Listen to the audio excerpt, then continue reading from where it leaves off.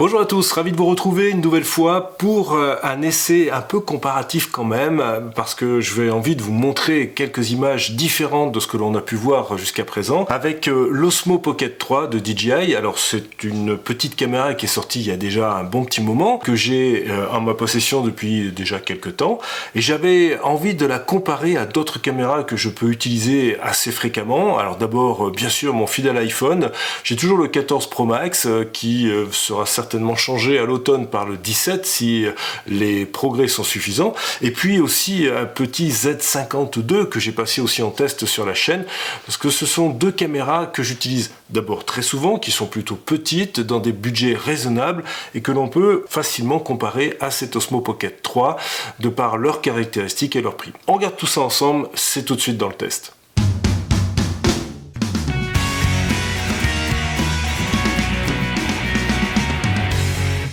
Alors éliminons tout de suite l'aspect budgétaire. C'est une caméra qui coûte 539 €.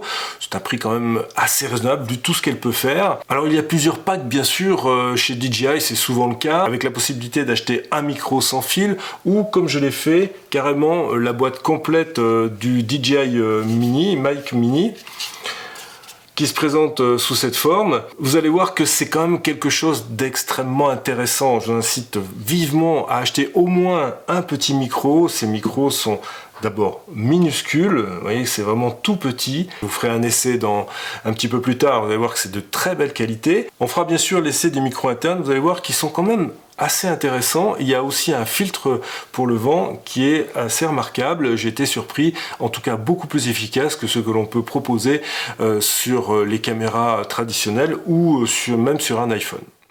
Dans les autres caractéristiques de cette petite caméra, on a un capteur 1 pouce de 9,4 millions de pixels effectifs. Alors c'est un capteur beaucoup plus grand que la plupart des smartphones.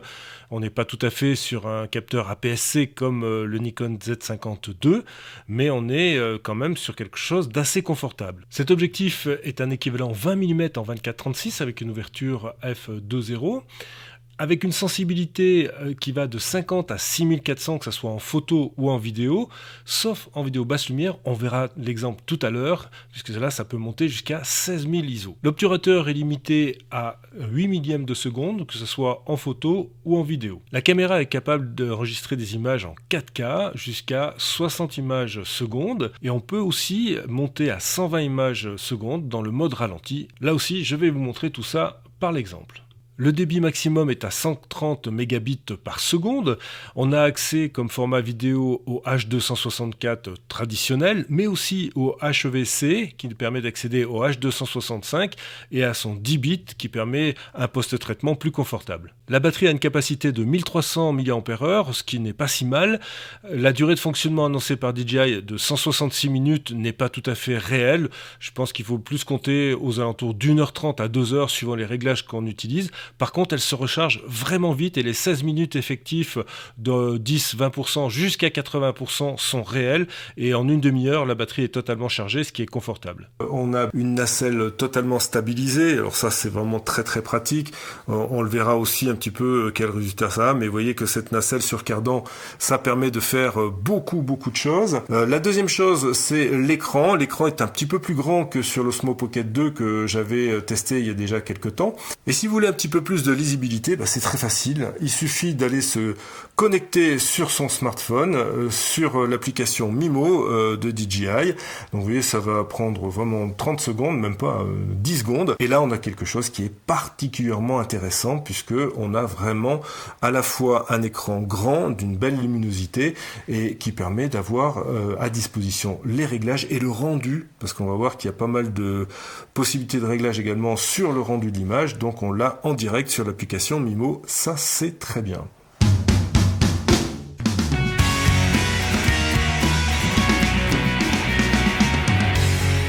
On va détailler ensemble un petit peu quand même les réglages qu'il faut adopter avec cette caméra pour en tirer la quintessence, parce qu'il faut y faire un peu attention, il y a un certain nombre de choses quand même à régler.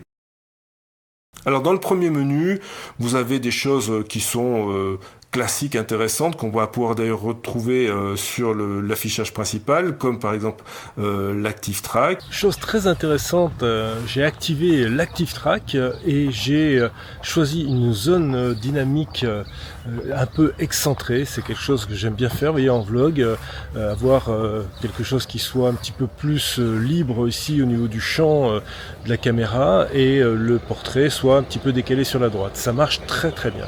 Alors on continue avec cet Active Track enclenché, vous voyez que ça marche très très bien, je peux me promener comme ça tout autour de la caméra que j'ai posée quelque part, et vous voyez que ça fonctionne très bien, et on va donc en continuer avec cette zone dynamique un petit peu décalée sur le côté, et on va continuer avec un petit micro, parce que ça vous permettra aussi d'avoir une idée un peu plus précise. Là je vais utiliser le mic mini. Voilà, avec le mic mini, c'est quand même beaucoup plus confortable. Ça vous permet aussi de constater que ce petit mic mini est vraiment superbe. Alors déjà, regardez un petit peu. On a vraiment quelque chose de très discret. Regardez, si on met l'aimant à l'extérieur, on ne le voit absolument pas. C'est quand même génial. Et on va en profiter pour avoir un petit peu ce mode suivi avec toujours ce décalage du portrait. Alors bien sûr, il faut que la caméra soit pas complètement perdue comme c'était le cas tout de suite et qu'elle vous suive bien, mais c'est quand même un côté un peu rigolo de pouvoir faire un petit peu ces vlogs de cette façon-là. Ensuite, vous avez dans les paramètres l'étalonnage du micro sans fil. Ça se fait très facilement. Un micro, deux micros. Et puis ensuite, on sélectionne et il se retrouve en barre verte ici. Je vous montre comment ça fonctionne. Voilà, il suffit simplement d'avoir paramétré ici et appairé surtout ici le petit mic mini. Et vous voyez qu'il apparaît immédiatement. C'est vraiment on ne peut plus simple. Si vous en prenez deux, les deux vont apparaître. Et après, vous avez cette barre verte qui vous dit, en haut de l'écran, qui vous dit « Ok, c'est bon, votre micro est appairé ». Là, il y a un petit peu de vent quand même. Bon, c'est quand même jouable avec le micro d'origine. J'ai pas mis le DJ Mic Mini. Le même petit vent, on va dire de 10-15 km/h, produit déjà des effets beaucoup plus notables sur la qualité du son enregistré. Alors quant à la qualité du son enregistré, les préamplis micro sont vraiment de très bonne qualité. J'ai été surpris sur ce Z52, mais alors par contre c'est excessivement sensible au vent dès qu'il y a un souffle d'air. Avant de passer directement sur un format plus vlog, voilà ce que ça donne à environ 1,20 m du sujet sur les 3 caméras. Bien sûr la Pocket est un petit peu plus grand angle, mais ça vous donne aussi un peu une idée du rendu de l'image qu'on peut obtenir avec ces 3 caméras. Alors voilà ce que ça donne en mode vlog. Là je suis avec les 3 caméras à bout de bras. Bon, c'est on va dire relativement inconfortable avec le Z50, c'est un petit peu lourd. Avec l'iPhone c'est un petit peu mieux, mais je trouve que les couleurs sont quand même assez moyennes. Et puis avec l'Osmo Pocket, on a toujours cette qualité d'image, même dans des conditions lumineuses plutôt quelconques, qui fonctionne bien. Vous voyez que on a quand même 3 rendus d'image assez différents. Z50, iPhone et Osmo Pocket 3. Alors en marchant pour le vlog, vous voyez que l'image est parfaitement stabilisée, c'est quand même très agréable, très facile, et cette focale de 20 mm correspond exactement au bon angle qu'il faut pour faire du vlog. On poursuit notre petite review du menu. Là, quand vous avez besoin d'effacer rapidement une séquence qui ne vous convient pas, vous avez un appui long qui vous permet de l'effacer tout de suite. Ça, c'est assez pratique. Dans le menu suivant, vitesse du joystick, vous avez à la fois la vitesse du zoom, on va voir ça tout de suite, et la vitesse de déplacement de la nacelle. Alors vous avez 7 possibilités, 7 niveaux. Moi je l'ai mis au 2, j'aime bien que les choses soient pas trop rapides. Vous voyez, donc là on a quelque chose qui se déplace plutôt lentement, ça permet d'avoir un effet plus fluide. Et puis la vitesse du zoom, je l'ai mis sur 1 également, il suffit ensuite de confirmer, voilà pour ce choix. Compression vidéo. Alors là, bien sûr, on va tout de suite aller dans les choses les plus importantes. Vous avez soit une compression HEVC, donc ça c'est du H265, soit du H264.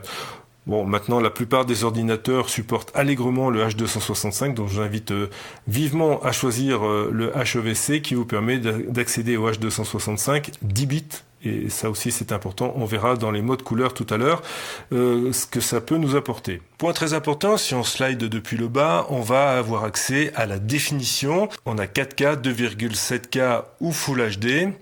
Bien sûr, je suis moi en permanence en 4K, très souvent en 30 images par seconde, ce qui me permet d'être cohérent par rapport à toutes mes autres caméras et aussi à ma timeline sur mon logiciel de montage. Mais lorsque je veux une image un petit peu plus fluide, s'il y a beaucoup de mouvements, je n'hésite pas à passer à 60 images par seconde. Si on veut accéder à 120 images par seconde en 4K, ce qui est tout à fait possible avec l'Osmo Pocket 3, il faut aller dans le mode ralenti, en slow motion, et là vous avez du 4K 120 images par seconde de très belle qualité.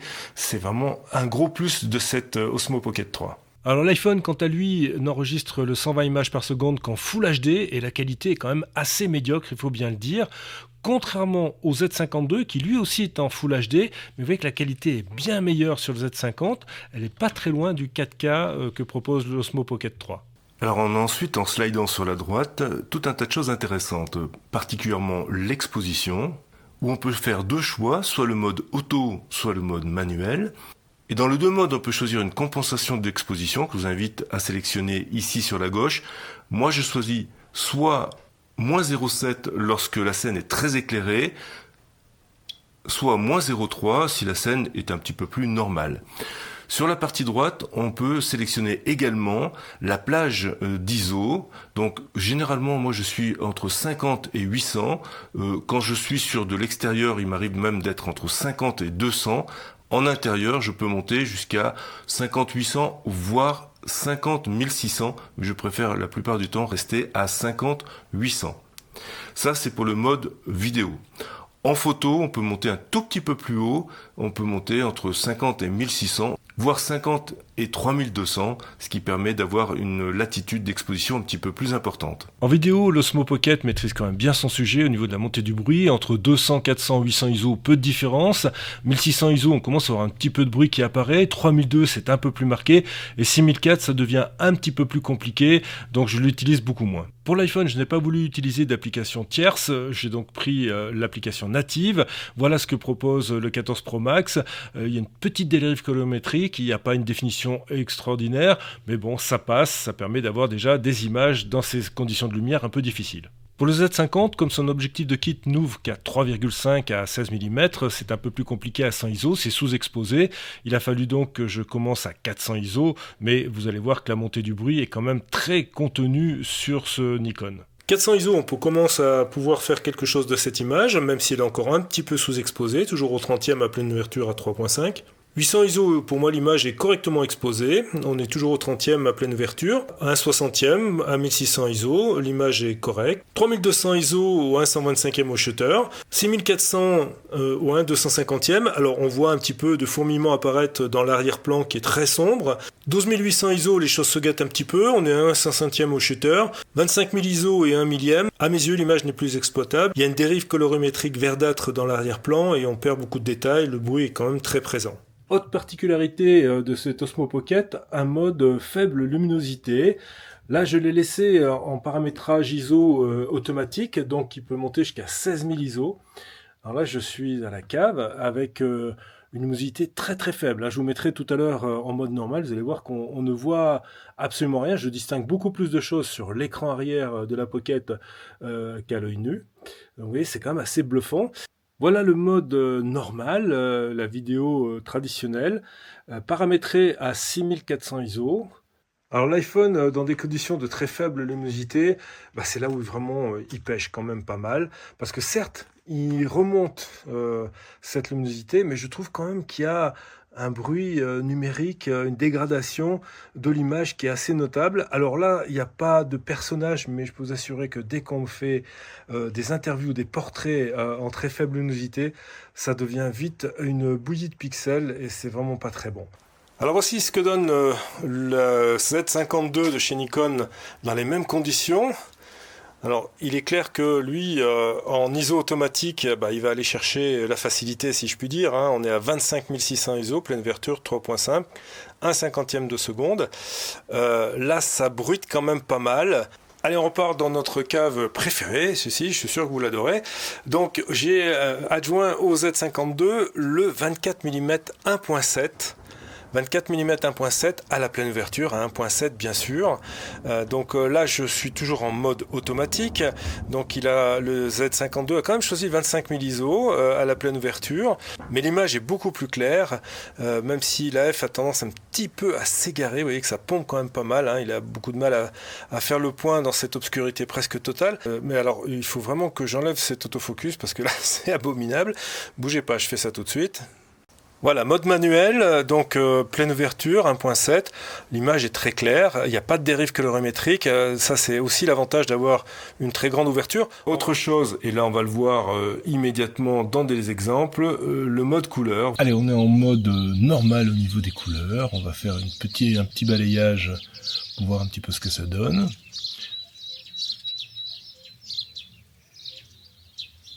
En mode délog, sans application de lutte ou de correction d'image.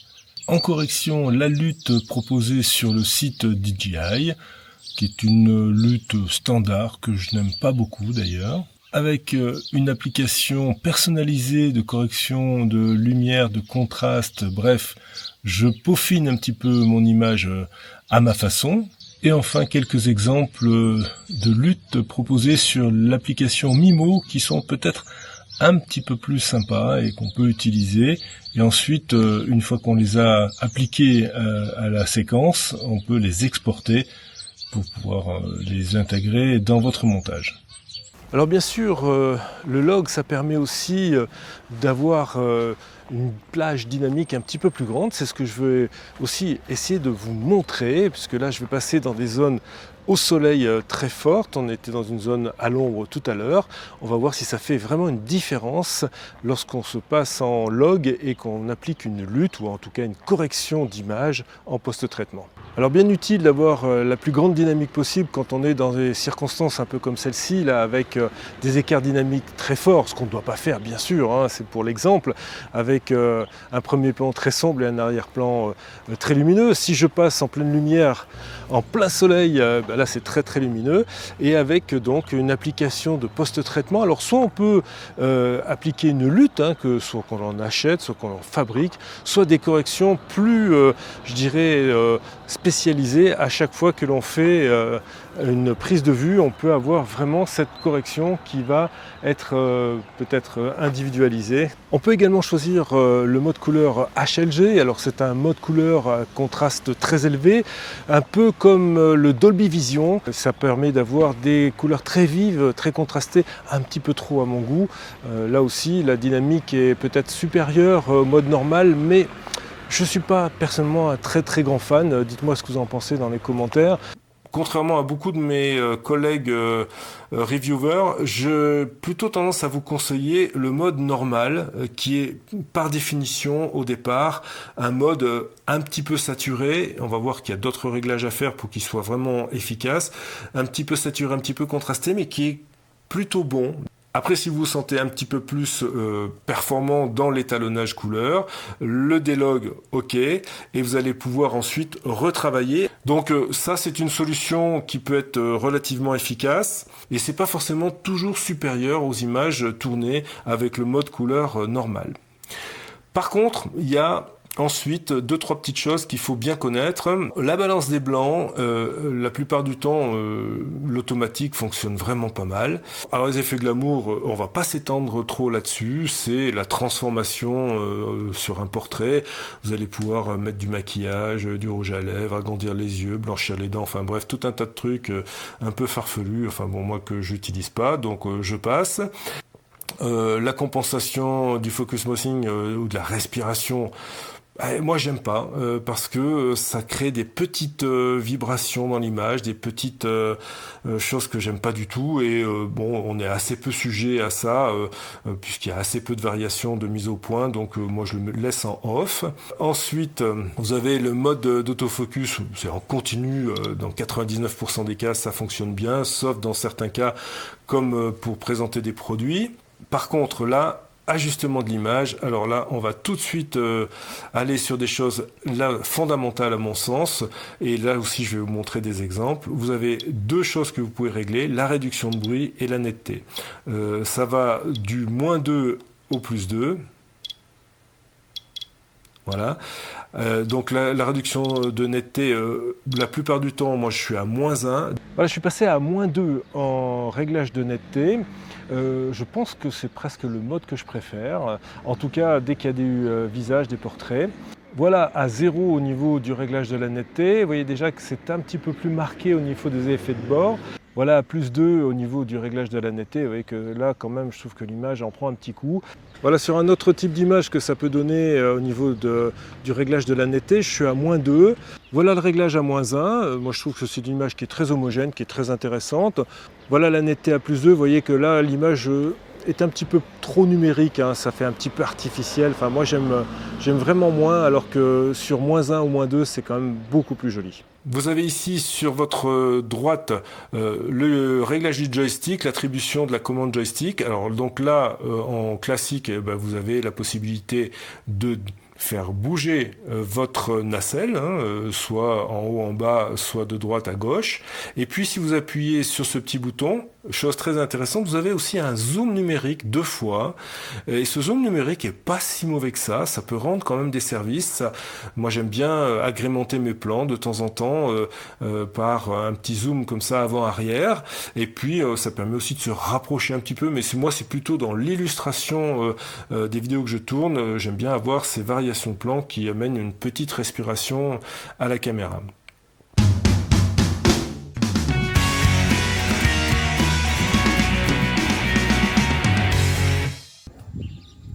Allez, petit plan sur la stabilité que l'on peut obtenir avec cet Osmo Pocket 3.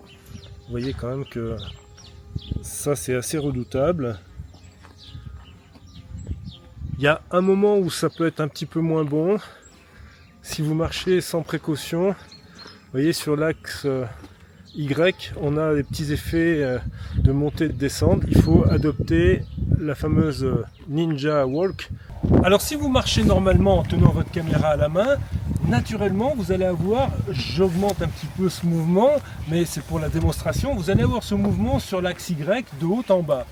Pourquoi? Parce que vous allez avoir un amortissement naturel des jambes. Si vous adoptez la Ninja Walk, c'est-à-dire vous pliez un petit peu les jambes, vous déroulez le talon pointe au niveau des pieds, regardez ma main, elle est parfaitement immobile, je l'illustre par des images, et vous voyez que de cette façon-là, on peut amortir totalement les mouvements sur l'axe Y. Même exercice avec le 14 Pro Max, on le voit, hein, la stabilisation est très bonne, y compris avec cet iPhone. Il n'y a pas de problème particulier sur la stabilisation. Alors en marche, sans précaution particulière, ça reste très acceptable, même si on est quand même un petit cran en dessous de l'Osmo Pocket. Allez, c'est parti avec le Z52 de chez Nikon, toujours ce petit essai de stabilisation. Alors là, on a une stabilisation liée uniquement à l'objectif, puisque le capteur n'est pas stabilisé sur ce boîtier. Alors vous voyez que c'est quand même beaucoup moins bon que les deux autres, hein. Si on doit bouger avec cet ensemble Nikon et le 1650, il est quand même préférable d'avoir un gimbal.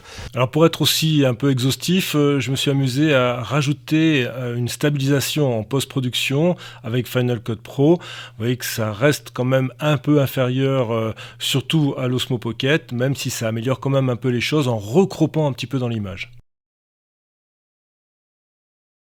Vidéo 60 images secondes avec l'iPhone 14 Pro Max en déplacement latéral, travelling latéral, avec donc le maximum de qualité que l'on puisse avoir sur le capteur une fois de l'iPhone 14. Même chose avec le Nikon Z52 et son objectif de kit, le 1650. On est à 16 mm, l'équivalent d'un 24 mm, donc à peu près la même focale que l'iPhone 14 Pro Max avec son module une fois. La même chose avec l'Osmo Pocket 3, avec la nacelle en mode suivi, mode couleur normale. Je suis simplement sous-exposé de -0,3 diaph et avec une netteté à -1, une réduction de bruit à -1. tout à fait la même séquence. J'ai simplement passé le mode nacelle en inclinaison verrouillée. Sincèrement, moi je trouve que ça change pas grand chose. Il faudra chercher vraiment dans les réglages et dans d'autres exemples peut-être si on voit des différences. Pour être tout à fait complet, voici le troisième mode de nacelle que j'utilise de temps en temps. C'est le mode FPV en T, le nouveau mode de la mise à jour de ces dernières semaines. Bon, moi je trouve que c'est pas mal du tout. Je vois pas non plus une différence énorme par rapport au mode suivi normal.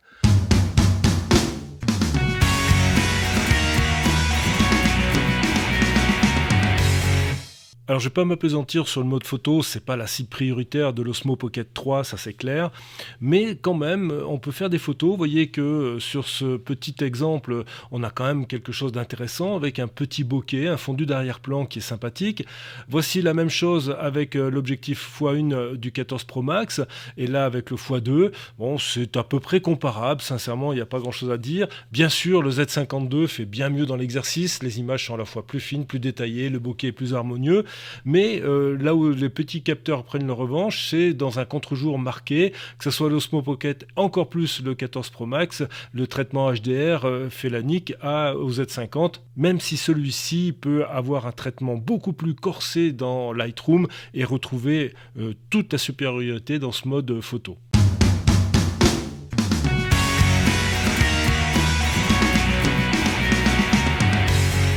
Dans les petits inconvénients que j'ai trouvé assez rapidement, les limites, c'est bien sûr la non-étanchéité. Alors là, on est vraiment absolument pas sur une caméra étanche, bien loin s'en faut. Vous avez par exemple ici l'entrée de la carte mémoire qui est absolument pas protégée. Vous voyez, il n'y a même pas de trappe. Alors c'est même assez compliqué de la retirer, il faut un petit peu d'ongles, et la remettre en place, c'est guère plus facile.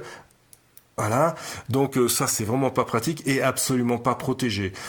C'est une caméra, c'est pas une caméra d'action, c'est une caméra qui est pas fragile particulièrement, mais qui n'est pas faite par exemple pour emmener sur un VTT ou au ski, ou en tout cas en prenant un certain nombre de précautions.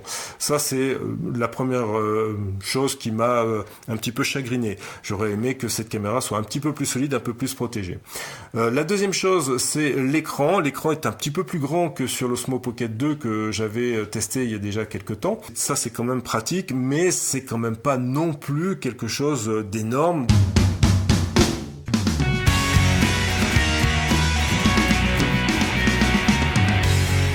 Alors en conclusion, que dire de cette caméra Osmo Pocket 3 de DJI? Alors j'avais bien aimé l'Osmo Pocket 2, et je ne l'ai gardé pourtant que très peu de temps parce que je m'en servais pas. Bizarrement, c'est une caméra dont je ne savais pas quoi faire. Elle n'était pas assez solide pour remplacer une caméra d'action, pas assez performante pour être intégrée dans un flux de travail avec d'autres caméras, même en caméra B, c'était pas tout à fait ça. Avec l'Osmo Pocket 3, c'est une autre façon de travailler. On peut vraiment l'intégrer dans un multicam avec d'autres caméras plus ambitieuses, moyennant l'utilisation du D-Log et en retravaillant un petit peu son image, on peut faire matcher les images avec d'autres caméras plus perfectionnées, plus ambitieuses, plus chères. Et puis la deuxième chose, c'est que maintenant on a un écran qui est un petit peu plus grand, donc on peut vraiment l'utiliser sans son iPhone, alors que sur l'Osmo Pocket 2 c'était vraiment ridicule, c'était trop petit, je n'y voyais rien. Donc là on peut vraiment l'utiliser de cette façon-là, et on peut ainsi avoir toujours une petite caméra performante, y compris en basse lumière, bien plus qu'un smartphone, on l'a vu dans les comparaisons. Donc ça permet vraiment d'avoir un outil de 179 grammes qu'on peut avoir dans la poche et qui permet d'avoir vraiment de belles qualités d'image stabilisées, y compris dans de la pénombre ou sur des spectacles. Ça rend vraiment beaucoup de service. Vous l'avez compris, c'est vraiment une caméra que je vais pouvoir emmener sur des petits setups de tournage ou d'interview légers, lorsqu'on fait des déplacements en avion, lorsqu'on a besoin d'être en moto, enfin bref, dans tout un tas de circonstances. C'est vraiment une caméra qui va rendre certainement beaucoup de service à pas mal de monde. Ouais, vous l'avez compris, je vous la recommande chaudement. Et puis je vous dis bien sûr à très vite pour de nouvelles aventures et de nouveaux films et de nouveaux tests, que ce soit dans le monde de l'image ou dans le monde du sport et du vélo. À très bientôt, ciao, bye.